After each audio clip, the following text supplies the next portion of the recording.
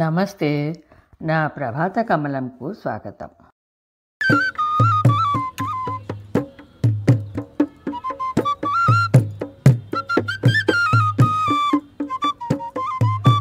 నమస్తే.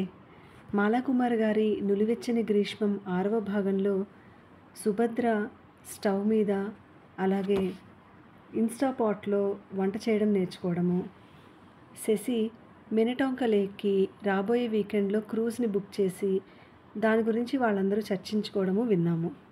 ఇక 7వ భాగాన్ని వినే ముందు 6వ భాగాన్ని కిందున్న డిస్క్రిప్షన్ బాక్స్లోని లింక్ ద్వారా వినేసి 7వ భాగానికి వచ్చేయండి.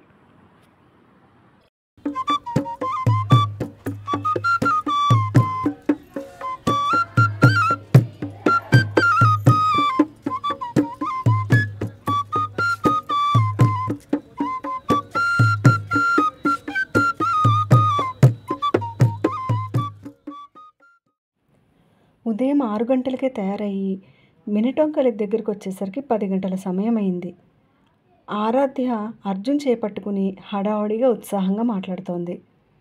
మనవరాలతో ముచ్చట్లు చెప్తూ సరదాగా నడుస్తున్నాడు అర్జున్. అభి, సుభద్ర కబుర్లు చెప్పుకుంటూ అక్కడే గడ్డిలో తిరుగుతున్నారు. ఆకాష్, శశి వీళ్ళందరినీ వాళ్ళకి తెలియకుండా ఫోటోలు తీస్తూ నవ్వుకుంటున్నారు. ఒకరొకరే క్రూజ్ వెళ్లే ప్రయాణికులు వస్తున్నారు. 11 కాగానే నౌకల నుంచి గంటం రోగి అందరినీ ఎక్కమని అనౌన్స్మెంట్ వచ్చింది. ఒడ్డు నుంచి వేసి ఉన్న చిన్న వంతెన మీదుగా అందరూ ఎక్కారు. తలుపు దగ్గర ఒక అమ్మాయి, ఒక అబ్బాయి నిలబడి విమానంలో లాగా సాదరంగా ఆహ్వానిస్తున్నారు. అందరూ నౌకలోకి ఎక్కాక టికెట్స్ చెక్ చేసి లెక్క చూసుకున్నారు సిబ్బంది. లోపలంతా విశాలంగా ఉంది. చిన్న చిన్న క్యాబిన్స్లా కట్టి ఉన్నాయి. హోటల్లో లాగా బల్లలు, కుర్చీలు వేసున్నాయి. డెక్ మీద గుండ్రటి బల్లలు, వాటికి నలుపక్కల కుర్చీలున్నాయి. అందరికీ వెల్కమ్ డ్రింక్ షిప్ పేరు ఉన్న డిస్పోజబుల్ ప్లాస్టిక్ గ్లాసెస్లో పోసిచ్చారు.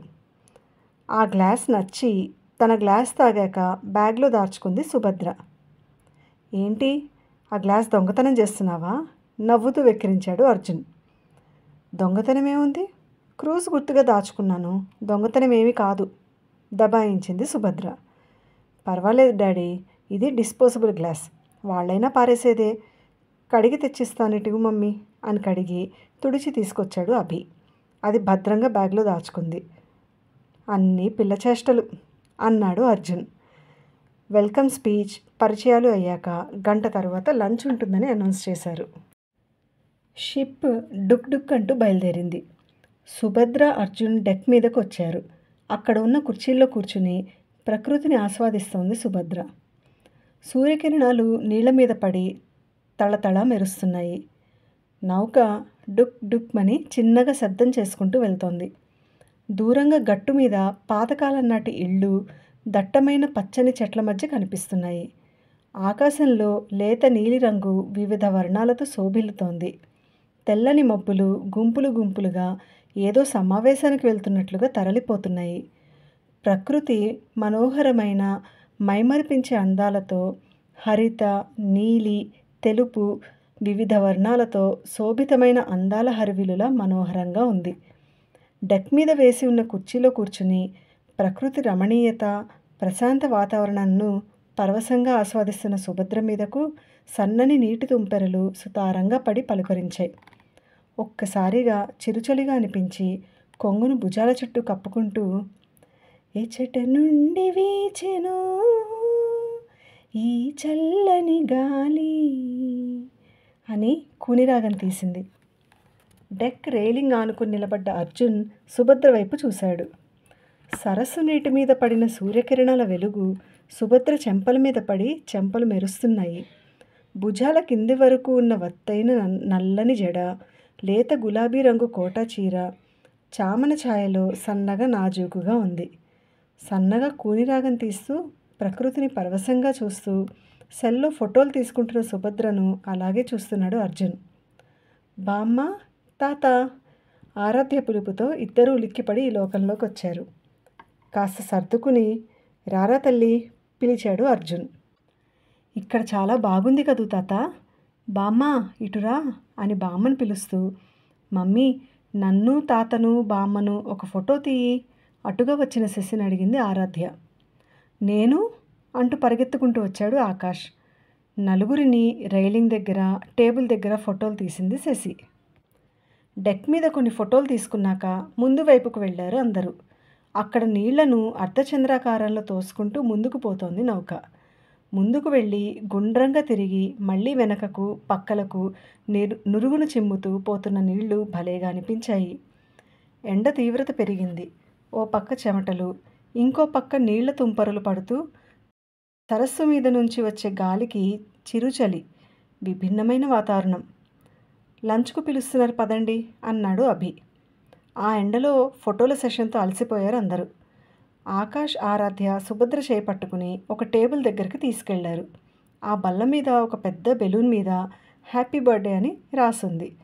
ఒక కేక్ పెట్టుంది. ఇదేమిటి అన్నట్లు పిల్లల వైపు చూసింది సుభద్ర. రేపు మీ పుట్టినరోజు కదా ఆంటీ, అందుకే పిల్లలు ఈ సర్ప్రైజ్ పార్టీ అరేంజ్ చేశారు నవ్వుతూ అంది శశి. ఒక్క క్షణం మాట రానట్టుగా మౌనంగా ఉండిపోయింది సుభద్ర. పిల్లలా, నువ్వా అరేంజ్ చేసింది నవ్వుతూ అడిగాడు అర్జున్. నౌకలోని ఇతర ప్రయాణికులు, నౌక సిబ్బంది, పిల్లల కరతాళ ధ్వనుల మధ్య అందరూ హ్యాపీ బర్త్డే అని పాట పాడుతుంటే కొద్దిగా మొహమాటంగా కేక్ కట్ చేసింది సుభద్ర. కేక్ను చిన్న ముక్కలుగా చేసి లంచ్ బల్ల దగ్గర పెట్టాడు అభి. అంతా వెజిటేరియన్ అని ఉన్న చోటకు వెళ్ళారు.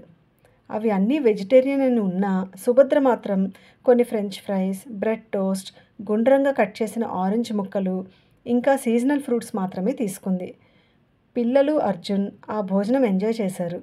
2 గంటల తర్వాత వివిధ రకాల బిస్కెట్స్, కాఫీ సర్వ్ చేశారు.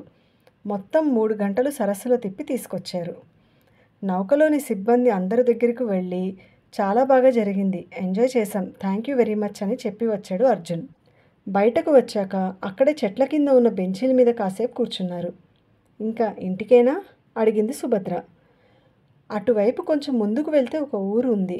ఆ ఊరి పేరు ఎక్సెల్సియో. చాలా పాతకాలంది. అక్కడ బజార్, ఇళ్ళు అన్నీ అలాగే మెయింటైన్ చేస్తున్నారు. నీకు పాతవంటే ఇష్టం కదా, వెళ్దామా, నడవగలవా అడిగాడు అభి. ఎందుకు నడవను, నడుస్తాను, మళ్ళీ మళ్ళీ వస్తామేమన్నా, చూద్దాం పదండి ఉత్సాహంగా లేచింది సుభద్ర. కొద్ది దూరం నడిచి వెళ్ళగానే పెద్ద బజార్లా కనిపించింది. ఆ బజార్ మొదట్లోనే ఒక చిన్న బంగ్లా 1935 అని వేసి ఉన్నది ముద్దుగా కనిపించింది. దానిని చూడగానే ఇది 1935లో కట్టారా, ఎంత చక్కగా ఉంది, ఇప్పుడే కట్టినట్లుగా కొత్తగా ఉంది, భలేగా మెయింటైన్ చేస్తున్నారే ఆశ్చర్యంగా అంది సుభద్ర. అప్పటికే పక్కన ఉన్న ఒక షాప్లోకి వెళ్ళాడు అర్జున్. బయటకు వచ్చి, నీ కోడలు నీ పుట్టినరోజుకు క్రూజ్ ఎక్కిస్తే నేను ఐస్ క్రీమ్ తినిపిస్తానురా అని పిలిచాడు. అందరూ లోపలికి వెళ్ళారు. ఐస్ క్రీమ్ షాప్ అంతా పాత పద్ధతిలో అలంకరించారు. ఒక చెక్క ఐస్ క్రీమ్ డబ్బాలో పాలు పోసి తిప్పుతున్నారు. అది జస్ట్ షో కోసం పెట్టారట. దానిని చూడగానే తన చిన్నప్పుడు అమ్మ ఇలాంటి చెక్క డబ్బాలోనే ఐస్ క్రీమ్ చేయటం గుర్తొచ్చింది సుభద్రకు. కౌంటర్లో ఉన్న అమెరికన్ లేడీతో కబుర్లు చెప్తూ ఐస్ క్రీమ్ ఆర్డర్ చేశాడు అర్జున్. ఆ ఐస్ క్రీమ్ రుచి కాస్త వేరుగా అనిపించింది. ఐస్ క్రీమ్ తినటం అయ్యాక బజార్లోని షాప్స్ చూసుకుంటూ నడిచారు. అన్ని షాప్స్ ఆ కాలం నాటి పద్ధతిలో అలంకరించారు. అప్పటి టోపీలు, బట్టలు స్టైల్లో కొన్ని అమ్మకానికి పెట్టారు. ఒకచోట పాత నల్ల కారు కనిపించింది. అండి ఇది చూడండి, పాత సినిమాలోని జమీందార్ల కారులా ఉంది కదా, అర్జున్ని పిలిచింది సుభద్ర. మీరిద్దరూ దాని ముందు నిలబడండి, మీకు ఫోటో తీస్తాను అని వారిద్దరిని నిలబెట్టి ఫోటో తీశాడు అభి. ఆ పక్క తలుపు దగ్గర నిలబడి ఫోటో తీసుకుంటుంటే, అబ్బో ఆనాటి జమీందారిని లాగానే ఫీల్ అయింది మీ మమ్మీ అని తమాషా చేశాడు అర్జున్. మీరు మటుకు జమీందారులాగా ఎంత దర్జాగా నిలబడ్డారు అంటూ ముందుకు నడిచింది సుభద్ర. కొద్ది దూరం వెళ్ళగానే ఒక ఇంటి గేటు ముందు తెల్లటి స్తంభం మీద 2 అంతస్తులతో చిన్న ఇల్లులో ఉన్న బాక్స్ లాంటిది కనిపించింది. అది ఉత్తరాలు వేసే బాక్స్ ఏమో అనుకుంటూ దాని దగ్గరికి వెళ్ళి చూసింది సుభద్ర. దాని మీద లిటిల్ ఫ్రీ లైబ్రరీ అని రాసుంది. దాని తలుపు తీసి ఉంది. అందులో కొన్ని పుస్తకాలు సర్దిపెట్టున్నాయి.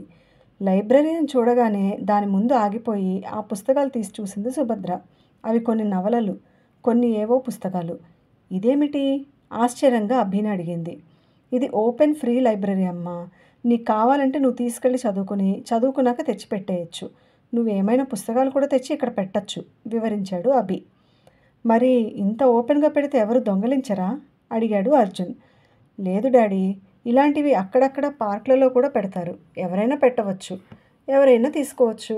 ఎప్పుడో తప్ప ఈ పుస్తకాలు దొంగతనం కావు జవాబిచ్చాడు అభి. భలేగా ఉందే, ఇట్లా మన దగ్గర కూడా ఉంటే ఎంత బాగుంటుంది కదా. ఇక్కడ తిరుగుతూ ఇవన్నీ చూస్తుంటే కాలచక్రంలో ఆ రోజుల్లోకి వెళ్ళినట్టుగా ఉంది కదండి. ముచ్చట పడిపోయింది సుభద్ర. ఎప్పుడూ గతంలోనేనా? మరీ గతం అంటే అంత ఇష్టం ఏంటమ్మా? నవ్వాడు అభి. గతం ఎంతో ఘనమైంది బేట. చూడు, ఇలా అన్నీ భద్రపరుస్తే మన భావితరాల వాళ్లకు చరిత్ర తెలుస్తుంది కదా. మా అమ్మమ్మ వాళ్ళ ఊరు వెళ్ళినప్పుడు ఎప్పుడో 200 సంవత్సరాల క్రితం కట్టిన ఆ ఇంట్లో తిరుగుతుంటే ఎన్ని తరాల వారు ఇంట్లో పెరిగారో కదా, ఎన్నిన్ని సంఘటనలను కష్టసుఖాలను చూసిందో కదా ఇల్లు అనుకుంటుంటే నా ఒళ్ళు పులకరిస్తుంది. ఇప్పుడు చూడు, ఈ వీధిలోకి వస్తే ఆ పాతకాలం నాటి ఇళ్ల దగ్గరకు ఆ ఇంటివాడు ఎవరైనా వచ్చాడనుకో, అబ్బా మా తాత ముత్తాతలు ఉన్న ఇల్లు కదా ఇది అని ఆ మనవడి హృదయం ఉప్పొంగదు. పరవశంగా అంది సుభద్ర. చాలాసేపు ఆ బజారంతా తిరిగారు. పిల్లలు ఏవో కొనాలని ముచ్చటపడ్డారు కానీ మళ్ళీ నచ్చక తీసుకోలేదు. ఇంటికి తిరిగి వచ్చేసరికి అందరూ అలసిపోయారు. ఆకాష్ కారులోనే తాత భుజం మీద తల పెట్టి నిద్రపోయాడు. ఇంట్లోకి రాగానే పిల్లలు వాళ్ళ గదిలోకి వెళ్ళి బట్టలు కూడా మార్చకుండా మంచాలకు అడ్డం పడ్డారు. వాళ్లను సరిగ్గా పడుకోబెట్టి కిందకు వచ్చింది శశి.